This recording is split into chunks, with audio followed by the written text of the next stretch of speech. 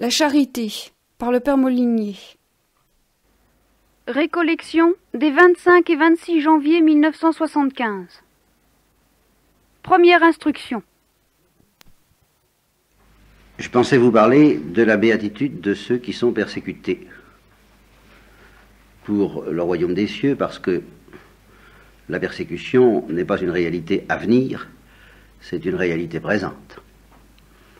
Nous sommes persécutés d'une certaine manière de l'autre côté de ce qu'on appelle le rideau de fer, d'une certaine manière vis-à-vis de laquelle nous nous sentons, je suppose, en tout cas moi je me sens très démuni, c'est un fait, et à cause de cela, nous pouvons être tentés de penser que de ce côté du rideau de fer, du côté dit de la liberté, on n'est pas persécuté. Ce qui serait une erreur grave, ce qui est une erreur grave, que nous commettons tous plus ou moins. Nous pensons que nous ne sommes pas persécutés alors que nous le sommes d'une autre façon. Et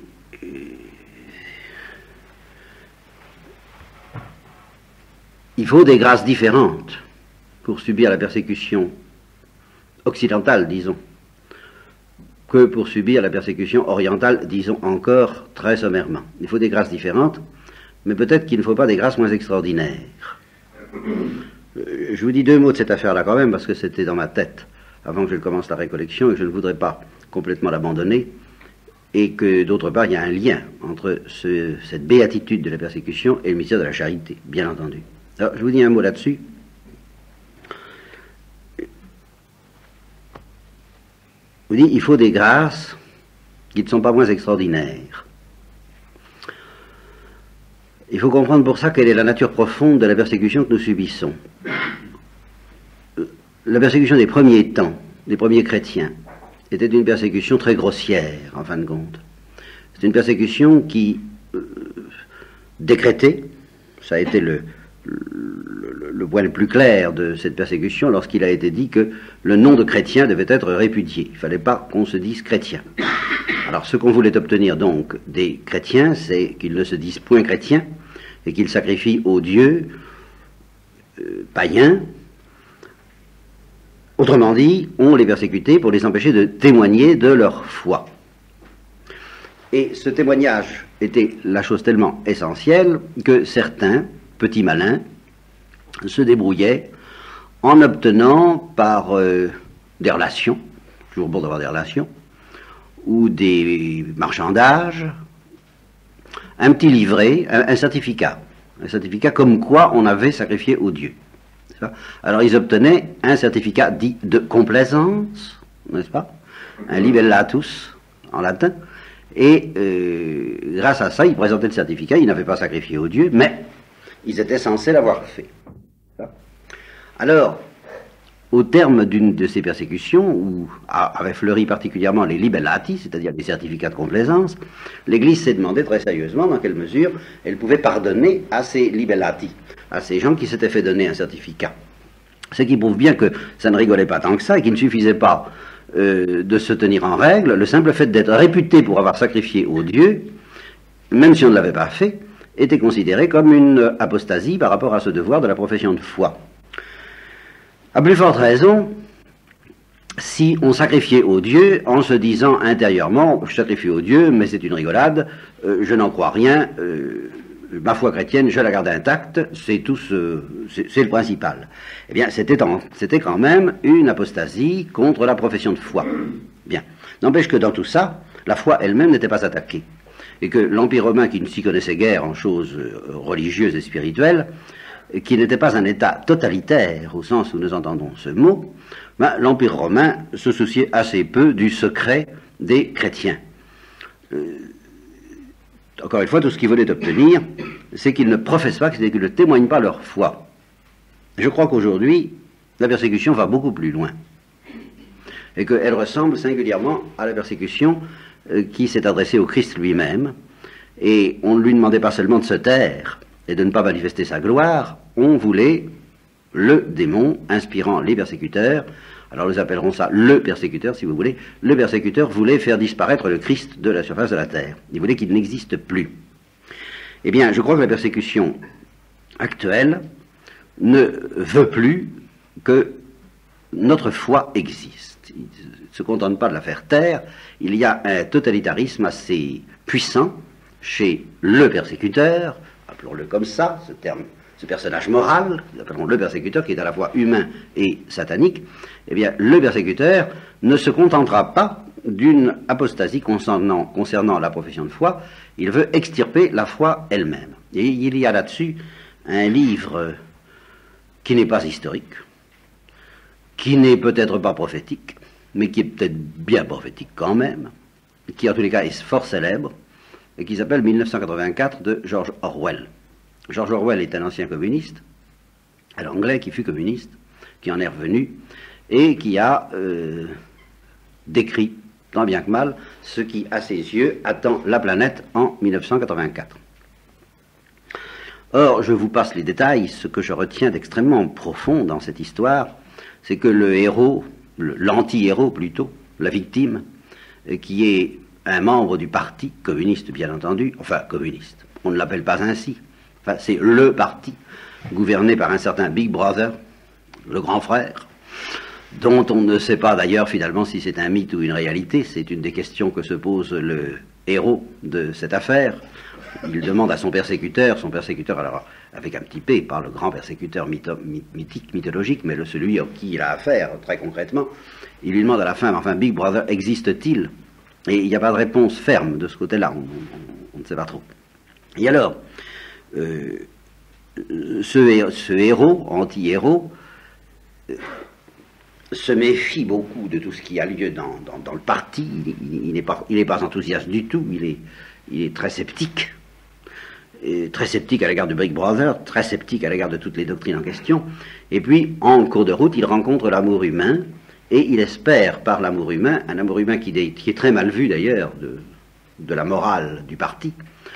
Alors il espère, grâce à cet amour humain, échapper à cet étouffement dont il sent l'emprise terrible sur lui, et alors il se cache, bien entendu, il cache cet amour humain le plus possible, ce qui n'est pas si facile que ça, puisque dans sa chambre, comme tous les gens importants, le peuple étant négligé, mais les gens importants ont un écran de télévision qui ne peut jamais s'éteindre complètement. On peut diminuer le son, mais on ne peut jamais complètement éteindre, et on ne peut jamais savoir si on est vu ou si on n'est pas vu, parce que par l'écran de télévision, on est relié à un central, où évidemment on ne vous regarde pas tout le temps, à tout moment, du jour et de la nuit, avec les infrarouges, on aurait amélioré ça aujourd'hui je crois, on peut plus ou moins être vu. Alors c'est pas commode d'avoir une vie intime et privée dans ces conditions-là, évidemment. Donc il se cache comme il peut, mais il se fait prendre. Et alors, la persécution vise très exactement ceci. C'est qu'on le soumet à un certain tourment, peu importe lequel, mais il est choisi sur mesure. C'est-à-dire qu'on a fait son étude, sa fiche signalétique est très bien faite, on connaît les tenants, les aboutissants de sa psychanalyse, on sait quels sont ses ressorts les plus intimes, point de vue psychique, ce dont il a le plus horreur. Et alors on le met en présence, je vous passe les détails, de ce dont il a le plus horreur, scientifiquement étudié. Et au moment où il va donc passer à cette chose dont il a le plus horreur, on s'arrange pour qu'il crie « Non, pas moi, faites-le lui à elle », parce que c'est elle qui est en cause, n'est-ce pas, dans ce procès qu'on lui fait. Là, c'est plus fort que lui, il ne peut plus aimer, vous comprenez. À ce moment-là, il ne peut plus. Vous voyez que ça nous ramène au sujet de la charité, tout doucement. Pas. Il ne peut plus aimer parce que vraiment, on lui en demande trop, et alors il dit « Non, elle, pas moi ». Et elle, de son côté, étant soumise au même traitement, dit lui, pas moi. Puis après ça, on les remet ensemble. Alors, il ne croit plus à l'amour humain. Voyez-vous, on a réussi, la persécution n'a pas seulement réussi à obtenir qu'il s'incline, qu'il se renonce, qu'il soit séparé, qu'il renonce l'un à l'autre, n'est-ce pas? Non, la persécution a réussi à obtenir qu'il ne croit plus à leur amour. Oui. Alors, ce n'est qu'une phase, la phase ultime étant que finalement, ça paraît un peu prestidigitation comme je vous le dis, mais si vous lisiez le livre, vous verrez que ça n'est pas tellement prestidigitation que ça. Alors finalement, à la suite d'une poursuite de ce lavage de cerveau, eh bien, c'est les dernières paroles du livre, il aime Big Brother, sans savoir s'il existe d'ailleurs, mais après tout, est-ce qu'on ne nous demande pas quelquefois d'aimer Dieu, sans savoir même s'il existe, n'est-ce pas? C'est un petit peu une imitation très réussie de la foi chrétienne. Eh bien, je pense que les persécuteurs officiels, orientaux, ceux qui emploient toutes sortes de méthodes totalitaires, d'oppression et de police, ne se contentent plus d'obtenir des aveux plus ou moins simulés, non, ils veulent vraiment tuer chez leurs pupilles, leurs sujets, ils veulent vraiment tuer la foi dans les valeurs auxquelles ils croient. Si ce sont des intellectuels, ben, ce sont des valeurs démocratiques, si vous voulez. Si ce sont des chrétiens, eh bien c'est la foi tout court. Bon. Alors, ça nous paraît, quand on nous raconte ça, si j'insistais là-dessus, je pourrais insister là-dessus à partir de 1984, et vous donner une vision de cauchemar, n'est-ce pas, d'une persécution qui, vraiment, a le mauvais goût, non seulement de ne pas le mauvais goût, non seulement de vouloir qu'on renie de bouche le Christ et la foi, mais qui entend bien, ça ne lui suffit pas. Elle veut vérifier que vous avez vraiment perdu la foi. Elle ne vous laissera pas tranquille sur de simples paroles disant, bah oui, c'est vrai, vous avez raison, je suis un mauvais serviteur du peuple, j'ai trahi. Oui, ça ne suffira pas. Il veut voir, vérifier que vous êtes vraiment convaincu. C'est ça l'affaire. Il ne suffit pas de leur lancer des mots comme ça en disant, mais oui, d'accord. Non, ils vous feront passer par toutes sortes de tests par lesquels ils vérifieront que vous croyez vraiment à leur salade. Hein, sinon, ils ne vous laisseront pas tranquille tant que vous ferez mine d'y croire, mais que vous n'y croirez pas vraiment. Ça paraît abominable. Ça paraît abominable. Ça paraît abominable, mais quand on regarde ce qui se passe en Occident, on est tenté de dire aux persécuteurs orientaux, mais vous ne donnez donc pas tant de mal, ils réussissent beaucoup mieux dans le même sens du côté de l'Occident, avec des moyens beaucoup plus aimables. À savoir, à nous faire perdre la foi.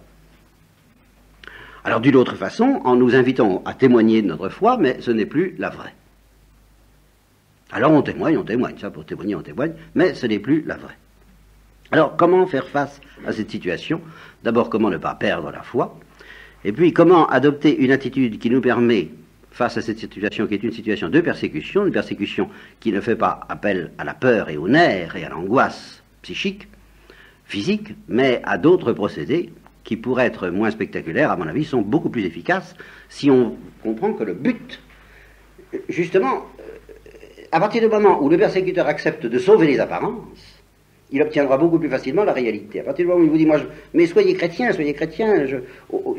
loin d'attaquer le nom de chrétien, je le respecte, je vous encourage à le proclamer très fort, et j'encourage vos liturgies, tout à fait d'accord, n'est-ce pas? L'essentiel, c'est que,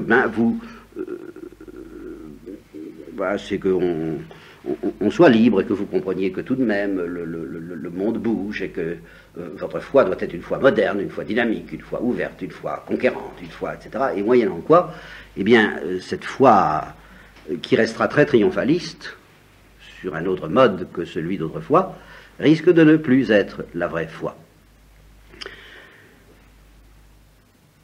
Eh bien, face à cela, dont je vous en reparlerai, ce n'est qu'une toute petite remarque comme ça en passant, il faut garder la foi, bien sûr, ça j'essaie de vous y aider. Il faut aussi avoir une certaine attitude qui nous permettra de connaître la béatitude de la persécution. Et non pas seulement la résistance à la persécution. Il ne suffit pas de résister à la persécution.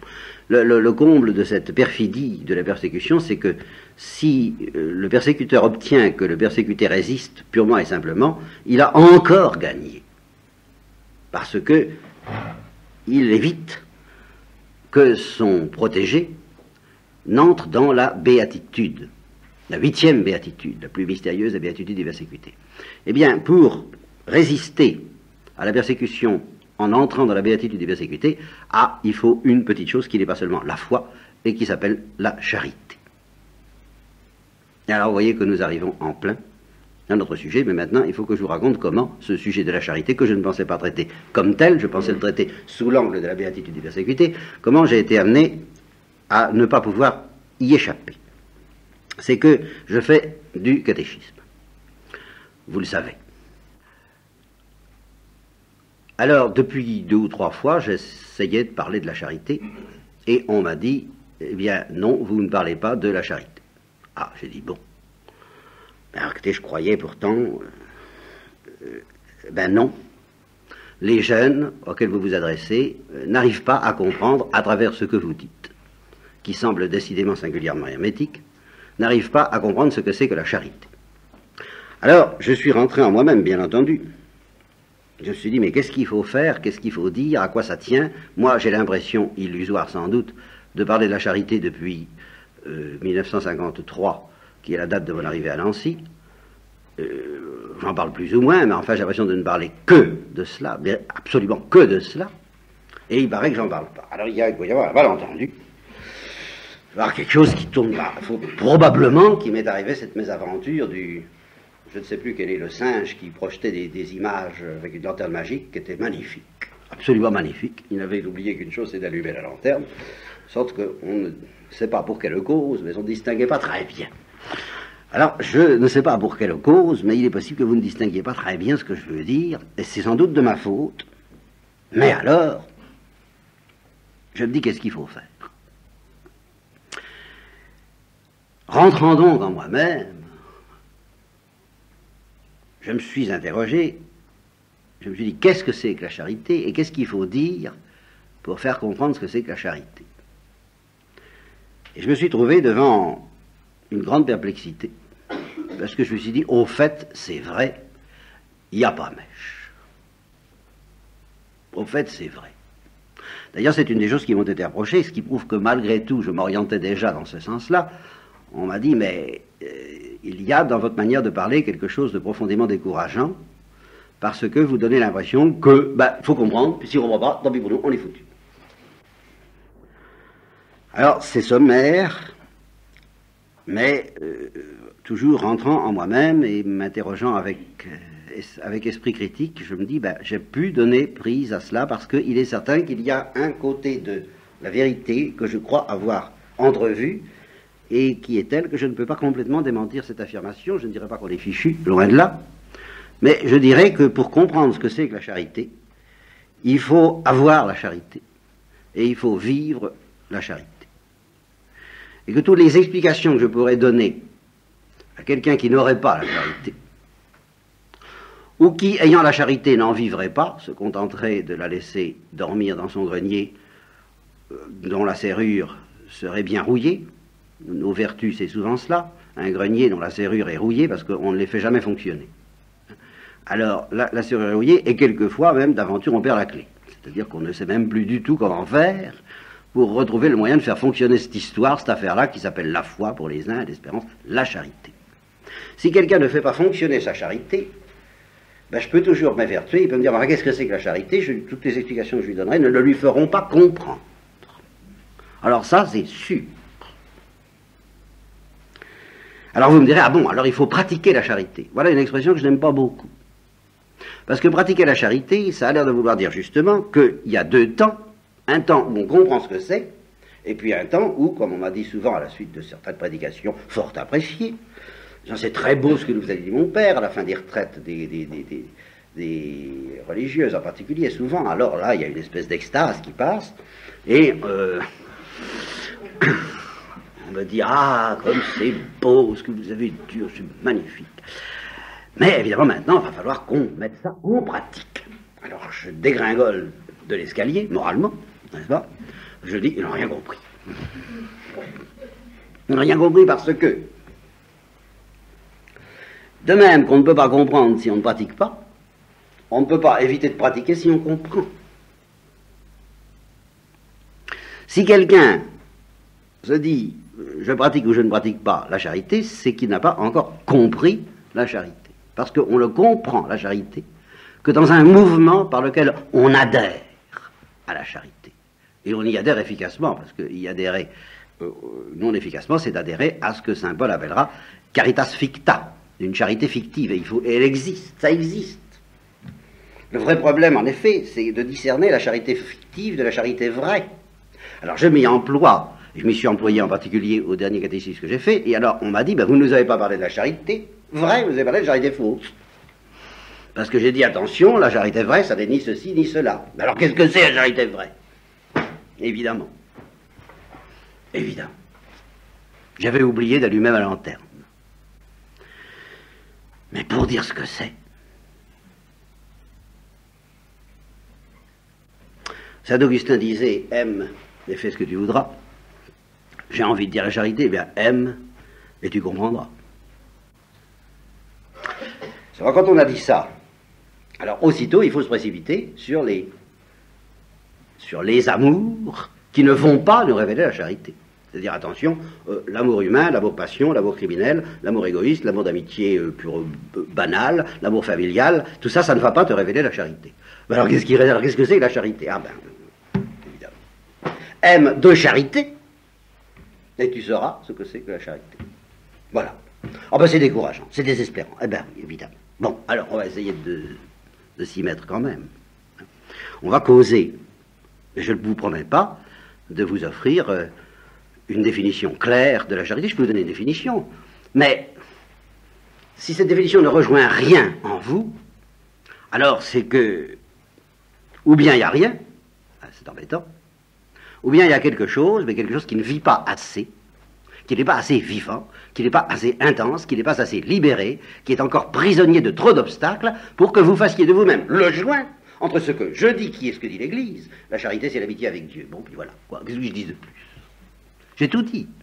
Alors, de deux choses l'une, ou bien quand vous entendez dire la charité c'est l'amitié avec Dieu, ça vous dit quelque chose, alors c'est que le joint est fait, et à ce moment-là vous savez tout, et vous me direz continuez, ça nous intéresse, quoi, puis c'est tout, mais vous ne vous plaindrez pas que je n'ai pas parlé de la charité, parce que vous aurez compris.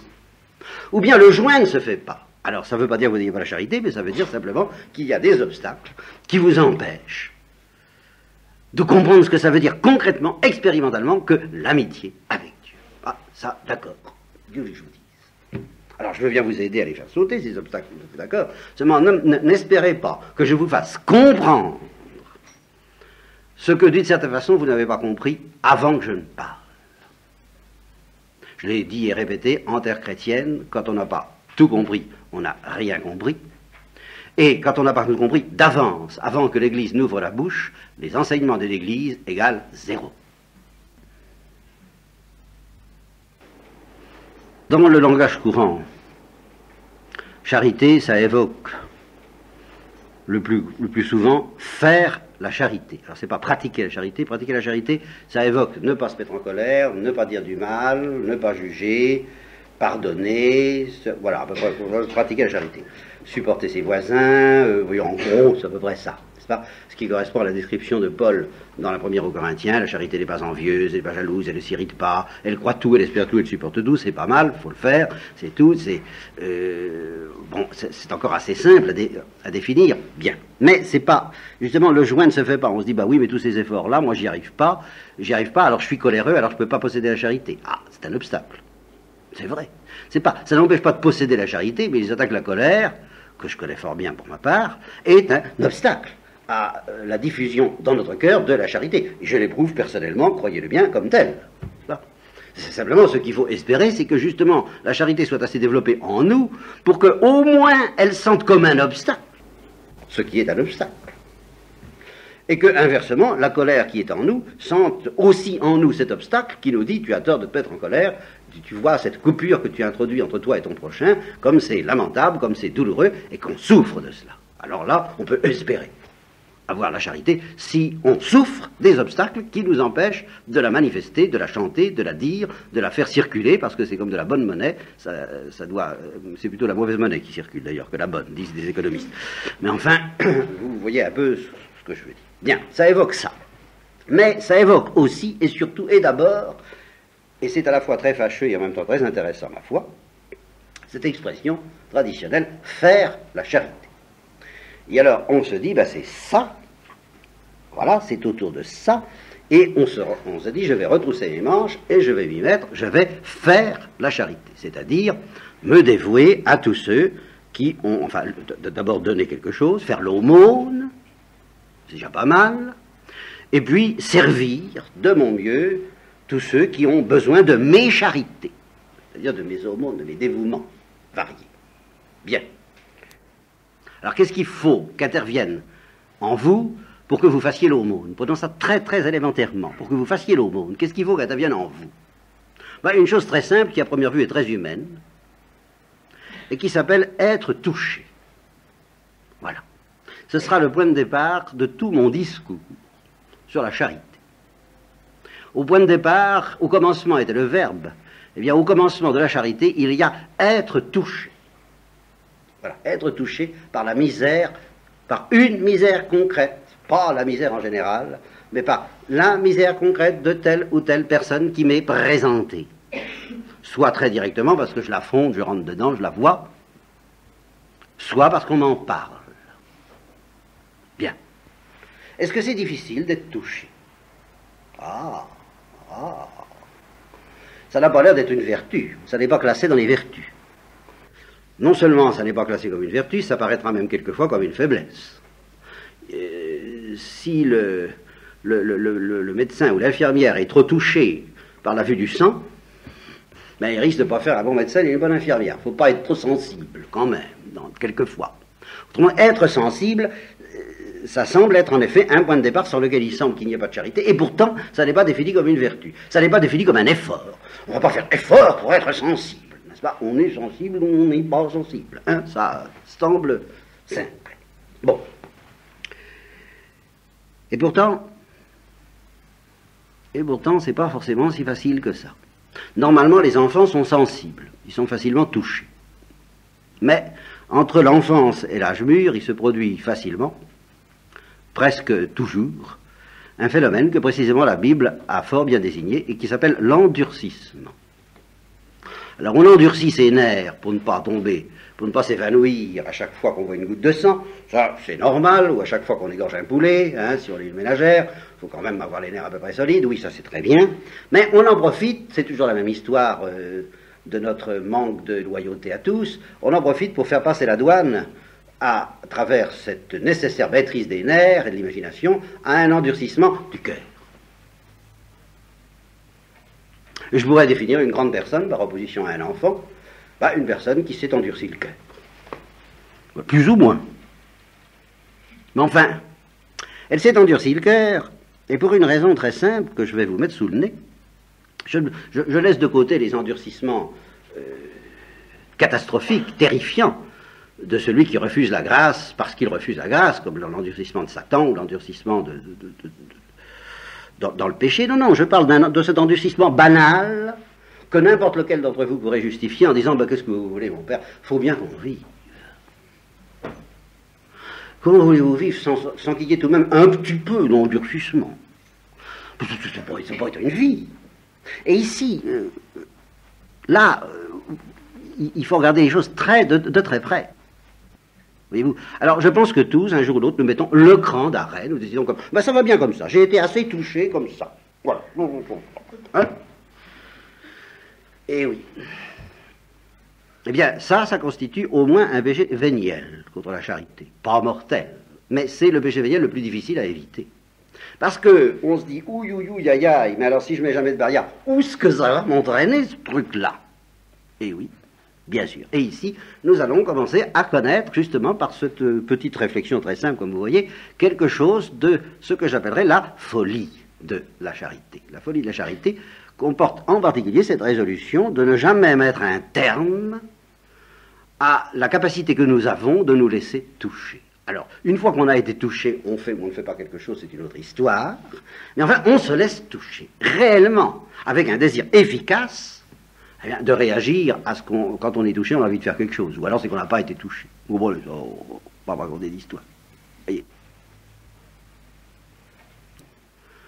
Ceci dit, nous ne sommes pas au bout de nos peines dans nos réflexions sur la charité à partir de se laisser toucher. Parce qu'une autre objection, donc il y a déjà cette première objection que vous pouvez me faire, madame assez pauvre, vous savez, vous laissez la fameuse formule, n'est-ce pas? Je ne peux pas me laisser toucher par vous, parce que je me suis laissé toucher par Antoine. Bon, la liste est terminée. Les casiers de mon cœur vulnérable sont tous bouchés, ma foi. Je m'excuse, vraiment. Allez trouver madame Attel, elle doit en avoir de libre, parce que je ne la vois pas souvent s'apitoyer. Hein? Bon, ça c'est une objection. Elle n'est pas formulée aussi caricaturalement et grossièrement que je vous dis, mais enfin, elle est permanente. Je l'ai senti souvent, moi-même, et en moi-même. Mais je reconnais qu'il y a une objection beaucoup plus lourde, beaucoup plus grave, beaucoup plus écrasante, que peut se faire celui qui dit, je me laisserai toucher. Vous l'avez entendu? Je me laisserai toucher. Jusqu'au bout. Par toutes les misères. Au fur et à mesure qu'elles se présenteront. Bon. Là, Et alors là, je parle un petit peu en... C'est un témoignage que je vous donne, parce que, effectivement, j'ai eu quand même, dans ma jeunesse au moins, l'envie de me laisser toucher jusqu'au bout par toute misère et toute souffrance qui se présenterait à moi. Eh bien, je n'ai pas traîné, ça n'a pas été long, je suis tombé sur la grosse tentation numéro 1, et dont je ne peux pas vous parler de la charité sans vous parler de cette grosse tentation numéro 1, qui est tout simplement celle du désespoir. Et c'est justement en partie pour éviter le désespoir, et non pas simplement pour éviter de donner jusqu'à son dernier sou, jusqu'à sa substance, n'est-ce pas, comme la vieille femme de l'Évangile qui donne plus que les autres parce qu'elle donne de sa substance. Bon, ben il y en a beaucoup qui seraient prêts à donner de leur substance. Beaucoup, je crois. En tous les cas, beaucoup d'entre vous, disons, qui seraient prêts à donner de leur substance. Mais, ne sachant pas comment se défendre contre une certaine tentation de désespoir, alors on s'endurcit. Parce qu'on se dit, mais si je ne m'endurcis pas, je vais faire naufrage devant la quantité de maux, de souffrances, de désespoir, d'angoisse qui accablent le genre humain. Si je laisse ces choses-là, si je laisse toutes les douleurs du monde, comme dit Benson, entrer dans mon cœur, mais je ne vais pas tenir, je ne vais pas résister à cette invasion des douleurs du monde. Et ce que je vous dis là est tellement vrai que le soir même de Noël, où j'étais à Cœur-Boussaille, où j'étais comme toujours dans mes petits souliers parce qu'il fallait que je prêche la nuit de Noël, et que c'est toujours très difficile pour moi de prêcher la nuit de Noël, je ne sais pas pourquoi, mais c'est comme ça. En désespoir de cause, justement, je me suis rabattu sur le père Werenfried van Straten parce que je me souvenais qu'il avait écrit une certaine page au début de son livre « Où Dieu pleure », certaine page où il explique qu'il a eu un soir, je crois, non, après il y avait des bombardements, il y avait la DCA, c'était vers la fin de la guerre, c'était avant qu'il se lance dans sa grande entreprise folle de soulager toutes les misères possibles de l'Église en détresse. Il a eu la révélation de l'action de Dieu dans le monde, la nuit, caressant d'une main paternelle et maternelle toutes les douleurs du monde. Il a eu une révélation, il a vu. Et il ajoute ceci: si je n'avais pas eu cette révélation, je n'aurais jamais pu supporter ce qu'il m'a fallu voir. Voyez le grand courage de cet homme. Ce que moi, en effet, j'arrive pas à comprendre, c'est que, c'est pas qu'il est tout le temps voyagé, vous pensez, voyager, dépenser ses forces, si on était sûr de changer quelque chose à la condition humaine, je crois qu'il y aurait beaucoup de gens, en tous les cas beaucoup de jeunes, qui seraient vraiment prêts à dépenser toute leur force et tout leur argent pour obtenir ce résultat. Mais se promener dans le monde pendant des dizaines d'années, 2 ou 3 dizaines d'années, j'en sais rien, pour découvrir, pour soulager, oui, pour soulager, mais jamais pour supprimer, pour soulager des détresses toujours les mêmes, indéfiniment renouvelées, accumulées dans une sorte de pyramide dont on ne voit pas le fond. Alors là, il faut quelque chose qui s'appelle en effet la charité, mais dont vous commencez à comprendre que c'est pas à la portée, ça se trouve pas sous le pas d'un cheval, c'est pas à notre portée comme ça. Qui ne reculerait? Puisque le père Werenfried van Straten lui-même dit, sans cette lumière, je n'aurais pas pu. Par conséquent, qu'est-ce qu'il aurait fait sans cette lumière? Eh bien, il se serait endurci. Voilà. Parce que c'est une nécessité vitale. Pas moyen de faire autrement, qu'est-ce que vous voulez? On ne peut pas. S'il faut passer son temps à contempler la douleur humaine, on va devenir fou.